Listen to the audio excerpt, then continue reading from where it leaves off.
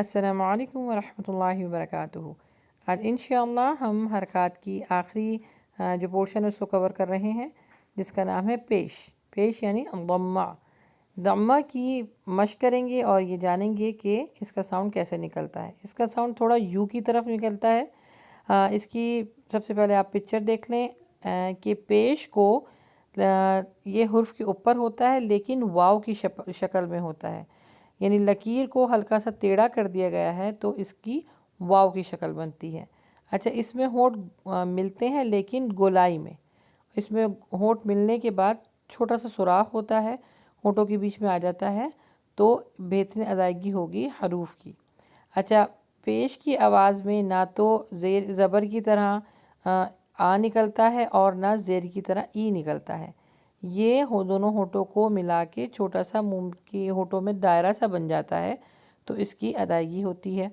پیش کی ادائیگی میں بھی خیال رکھنا ہے کہ نہ ان کو لمبا کرنا ہے، نہ حروف کو چھوٹا کرنا ہے، اور موٹے حروف پیش کی ادائیگی کو باریک رکھا جاتا ہے۔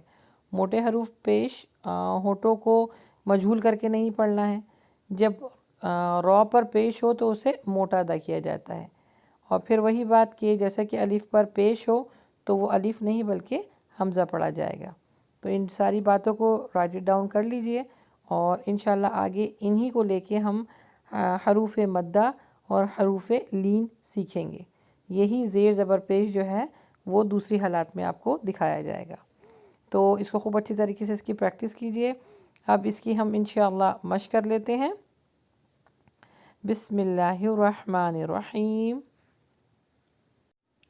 بو تو ثو، جو حو خو، ضو ذو رو، زو سو شو، صو ضو طو، ظو عو غو، فو قو کو، لو مو نو، وو ہو او یو۔